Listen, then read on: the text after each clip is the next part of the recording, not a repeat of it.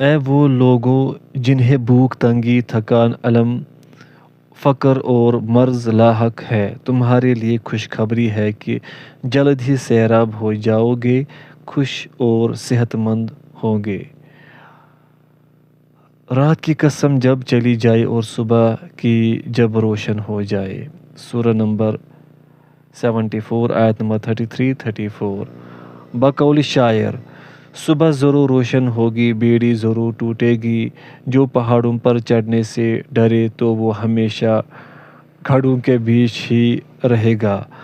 بندہ پر لازم ہے کہ وہ اپنے رب سے خیر کا گمان کرے، اس کے فضل کا منتظر رہے، اس کے لطف کی امید کرے، کیونکہ جو کن سے ایک جہاں پیدا کر دے، اس کے وعدہ و پیمان پر تو بھروسہ کرنا ہی ہوگا کہ نفع وہی دے سکتا ہے، نقصان وہی دور کر سکتا ہے۔ ہر نفس میں اس کا لطف ہے، ہر حرکت میں حکمت اور ہر ساعت میں خلاصی۔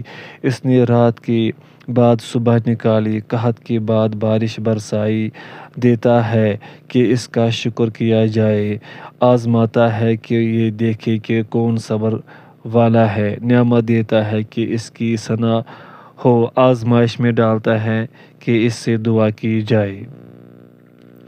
اس لیے بندہ کے لیے ضروری ہے کہ اس سے تعلق گہرا کرے، اس سے رابطہ استوار کرے اور زیادہ سے زیادہ سوال کرے، اللہ سے اس کا فضل مانگو۔ سورہ نمبر 4 آیت نمبر 32۔ اپنے رب کو تضرع کے ساتھ تنہائی میں پکارو۔ سورہ نمبر 7 آیت نمبر 55۔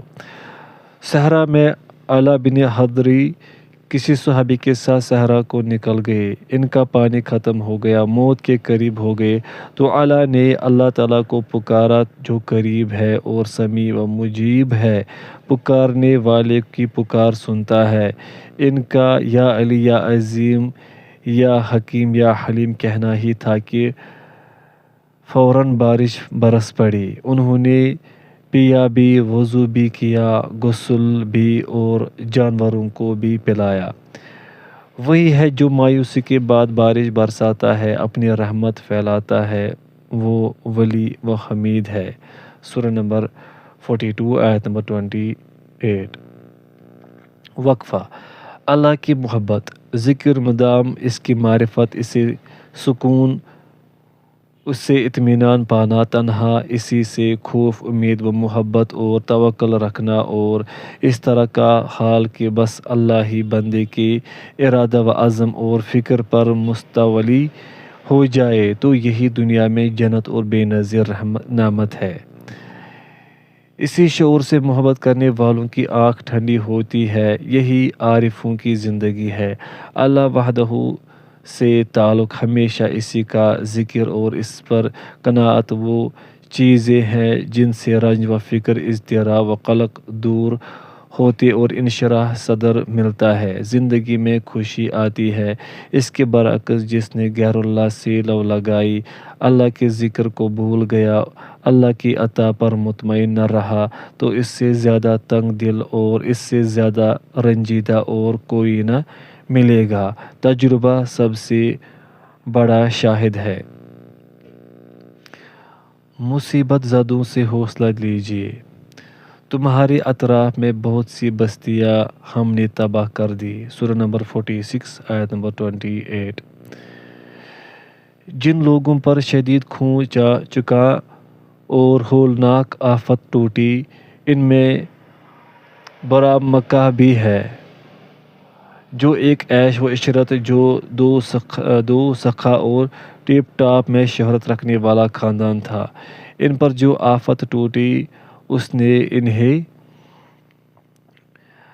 ایک نشان عبرت بنا دیا۔ ایک مثال ہو گئی کہ ہارون رشید نے پلک جھپکتے میں ان کو پکڑ لیا، جبکہ عشرت کے مارے غفلت میں تھے اور تن آسانی کی چادر اوڑھے پڑے تھے۔ وہ کھیل کود میں مگن تھے کہ اللہ کے عذاب نے آ لیا۔ عذاب کے لیے بھی اس شخص کے ہاتھ چنے گئے جوان کا سب سے قریبی اور ولی نعمت تھا۔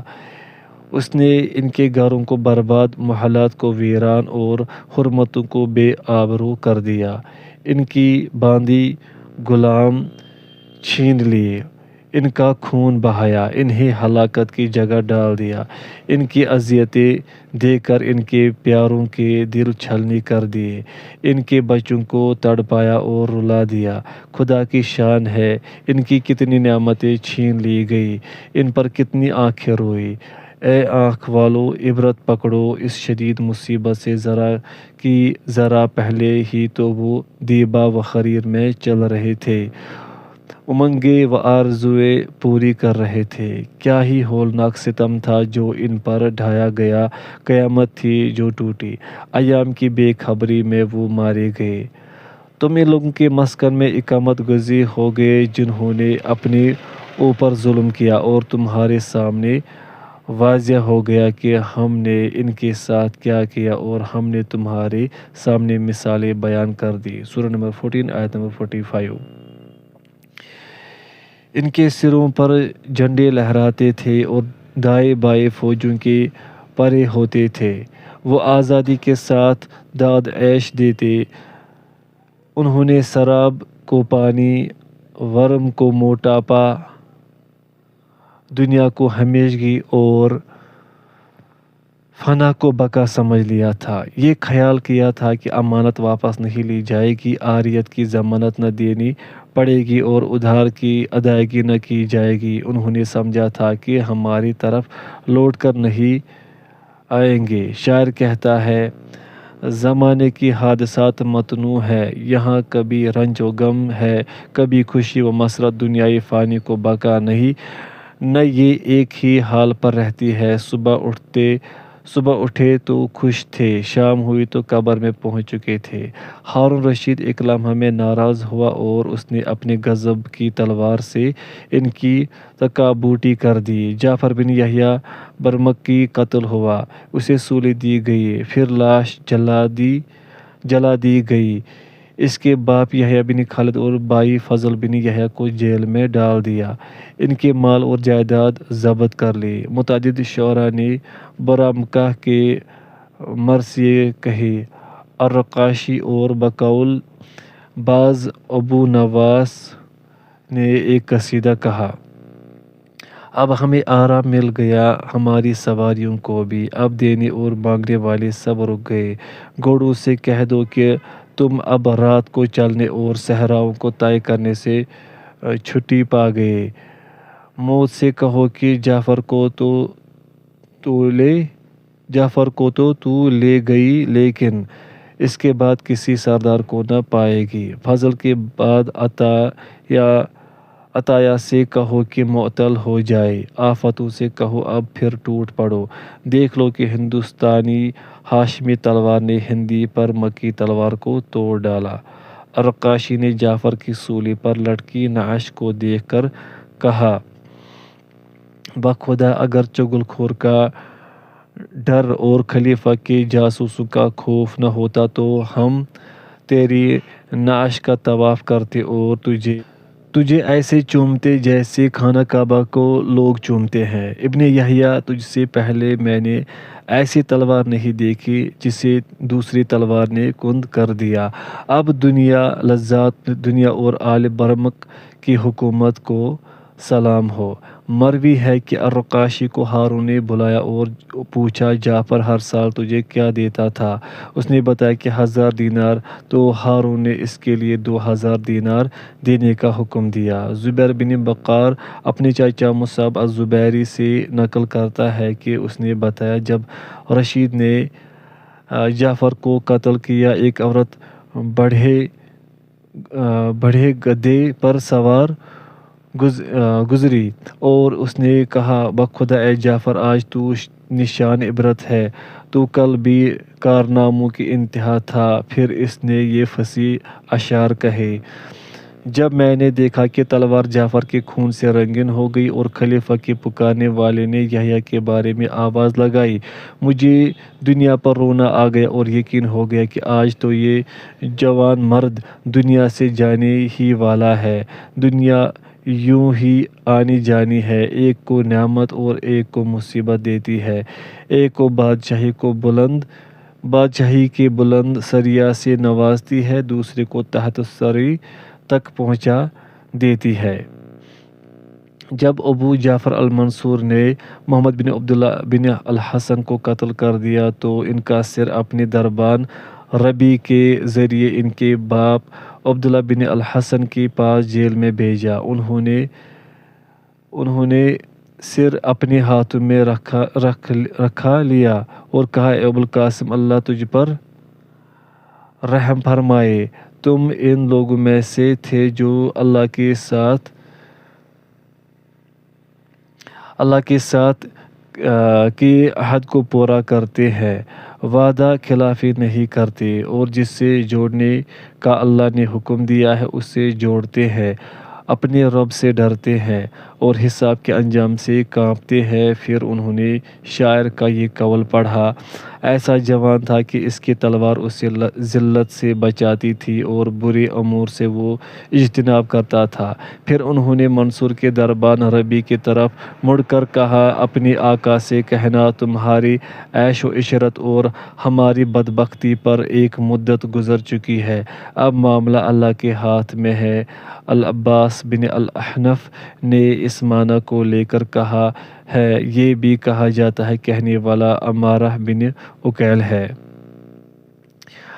اگر تم ایک بار میری اور اپنے حال پر نظر کر لو تو تمہیں خواہش نفس حجاب آئے۔ روزانہ ہماری بدحالی کا دن گزرتا ہے، تمہاری عیش کے دن کے ساتھ ہی اس کا حساب ہوگا۔ قول علی قول میں یوں ہی نقل ہے۔ اور اب ہارون رشید اور ابن جعفر البرمکی دونوں کہاں ہیں؟ قاتل و مقتول کا کیا ہوا؟ وہ عامر جس نے محل میں بستر پر پڑے ہوئے قتل کا حکم جاری کیا اور جسے سولی دے کر ظلماً قتل کر دیا گیا، سب کیا ہوئے، ان کا نشان بھی باقی نہیں۔ اس دن یہ سب حاضر ہوں گے جب عدل و انصاف ہوگا اور کوئی ظلم و زیادتی کا شائبہ بھی نہ ہوگا۔ اس کا علم میرے رب کے پاس ہے، وہ نہ بھٹکتا ہے نہ بھولتا ہے۔ سورہ نمبر 20 آیت نمبر 52۔ اس دن لوگ اللہ رب العالمین کے سامنے کھڑے ہوں گے۔ سورہ نمبر 83 آیت نمبر 6۔ اس دن حساب تم پر پیش کیا جائے گا اور کچھ بھی تم سے نہ چھپایا جائے گا۔ سورہ نمبر 69 آیت نمبر 18۔ یحییٰ بن خالد برمکی سے پوچھا گیا، بھائی یہ آفت کیسے ٹوٹ پڑی، کیا سبب ہے اس کا؟ تو اس نے کہا، غالباً یہ کسی مظلوم کی بد دعا تھی جو رات کی تنہائیوں میں اس نے کی اور ہم اس سے غفلت میں تھے۔ عبداللہ بن معاویہ بن عبداللہ بن جعفر پر بھی آفت پڑی، اس نے اپنی قید میں فریاد کی، دنیا سے ہم جب نکلے تو دنیا والے تھے، اب جیل میں تو ہم زندوں میں ہیں۔ نہ مردوں میں کسی دن جب کسی وجہ سے جیلر قید خانہ میں آتا ہے تو ہمیں تعجب ہوتا ہے اور ہم کہتے ہیں، دنیا سے تو یہ شخص آیا ہے۔ خوابوں سے ہم دل بہلاتے ہیں اور دن میں خواب کا ہی چرچا کرتے رہتے ہیں۔ اگر خواب اچھا ہوا تو سست روی سے آتا ہے، برا ہوتا ہے تو جلدی سے آ جاتا ہے اور کسی انتظار میں نہیں رہتا۔ آخر کے دونوں مصرعوں میں بدافعلی اور نحوست کا تاثر ہے۔ ان سے مجھے کسی شاعر کے جاحظ کے بیان کردہ دو شعر یاد آ گئے جو اس نے کتاب البغال میں ذکر کیے ہیں۔ محلہ کی ڈاک آتی ہے، ایسا خط جس میں مصائب زمانہ کا تذکرہ ہو، جلدی سے مل جاتا ہے، اور شر کی خبر میں تو بس ایک دن رات لگتے ہیں، لیکن کوئی اچھی خبر ہو تو سست روی سے چلتی ہے اور 4 دنوں میں پہنچتی ہے۔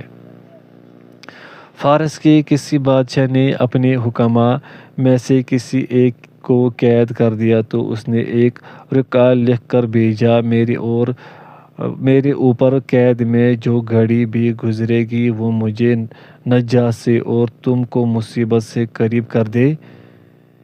میں آزادی کا منتظر ہوں، تم آفت کا انتظار کرو۔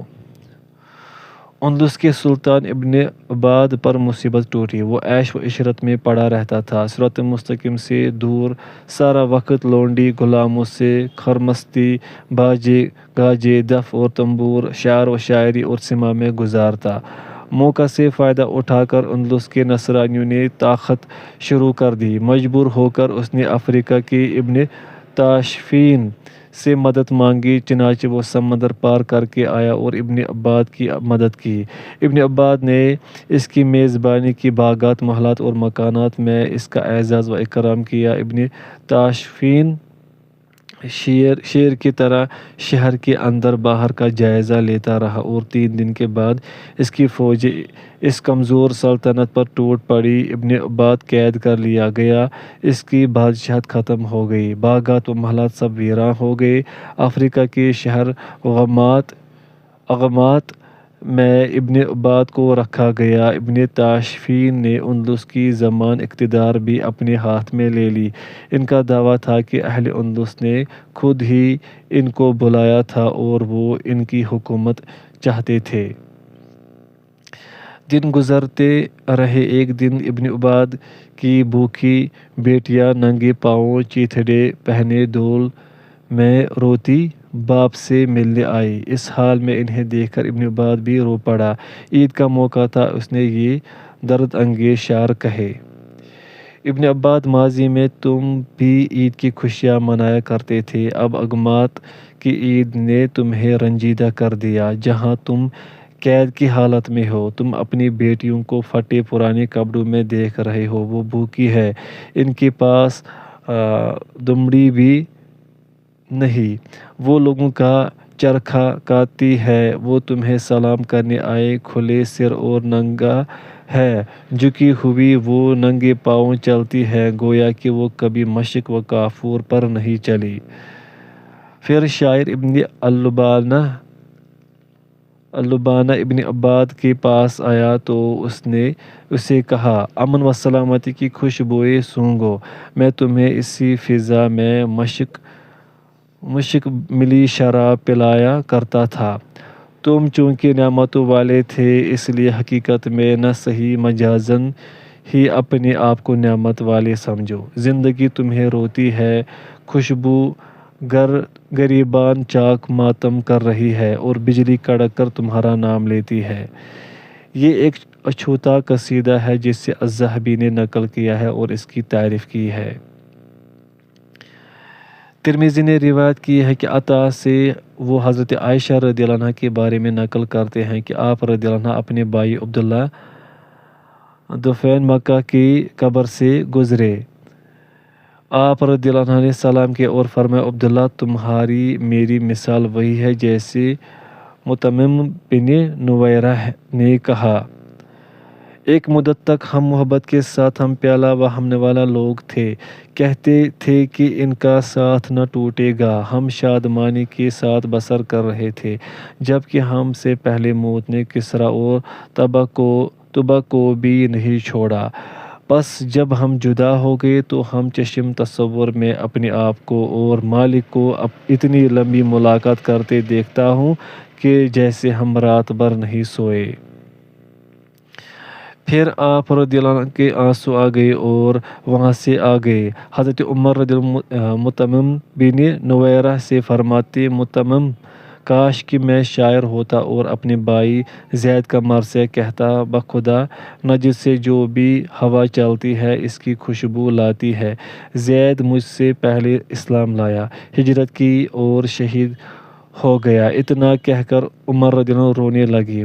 مطمم کے جو اشعار آپ کو بہت پسند آئے تھے وہ یہ ہے، میری قسم احباب مجھے بہت زیادہ آہ و بکا اور آنسو بہانے پر ملامت کرتے ہیں اور کہتے ہیں، اس قبر کی وجہ سے جو جولوی اور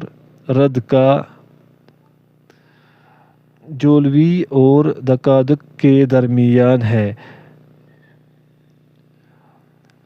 تم جس قبر کو بھی دیکھتے ہو رونے لگتے ہو۔ میں ان سے کہتا ہوں، رہنے دو بھائی، نالہ سے نالہ پیدا ہوتا ہے، مجھے ساری قبریں مالک کی قبر لگتی ہے۔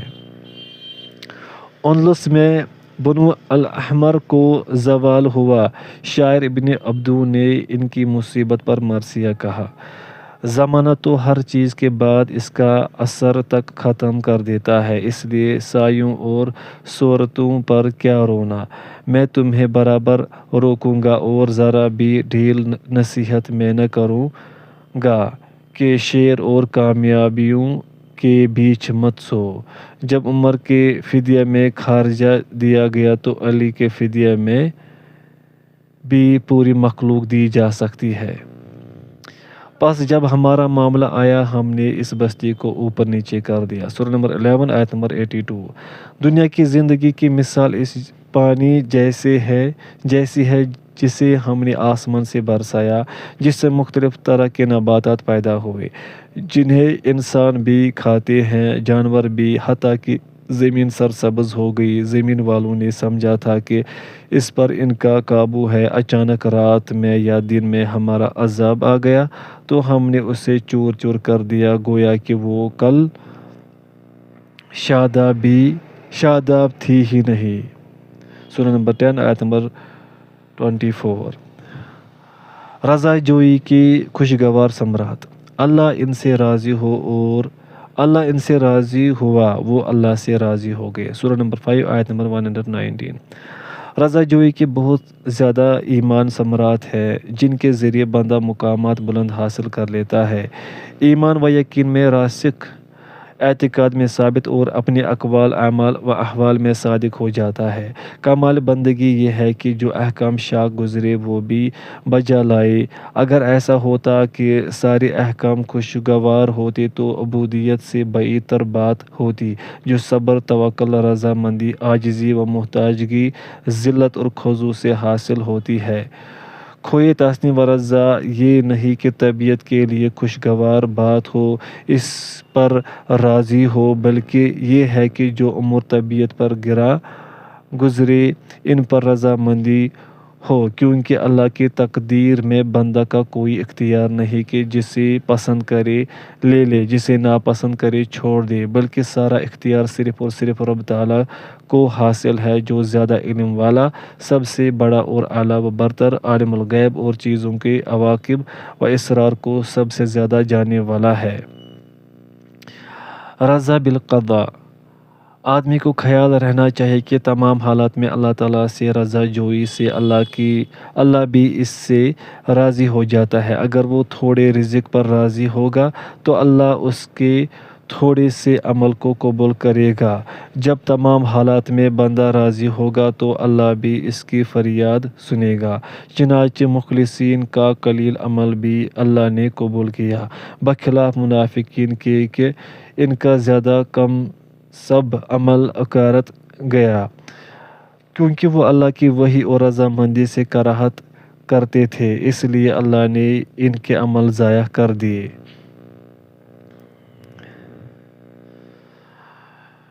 جو تقدیر پر راضی نہ ہو وہ بدبخت ہے۔ تقدیر کا شکوہ رنج و غم اور کدورت کا دروازہ ہے، دل کا چین و سکون غارت کرتا ہے۔ یہ اللہ سے بدگمانی، ان چیزوں سے تقدیر پر رضا مندی ہی نجات دے سکتی ہے اور آخرت سے پہلے ہی جنت عرضی کا دروازہ کھولتی ہے، کیونکہ نفسیاتی سکون تقدیر کے شکوہ اور عدم رضا سے نہیں بلکہ تسلیم و رضا کے رویے سے ملے گا، کیونکہ مدبر کائنات حکمت والا ہے جس کی قضا و قدر پر انگلی نہیں اٹھائی جا سکتی۔ فلسفی ابن راوندی جو ملحد تھا، اس کا قصہ تازہ کیجیے۔ وہ غریب فقیر تھا، اس نے ایک ایسے جاہل کو دیکھا جو باغات، محلات اور جائیدادوں کا مالک تھا، تو لگا آسمان کی طرف منہ کر کے تقدیر کا شکوہ کرنے کہ میں اتنا بڑا عالم و فلسفی اور میری یہ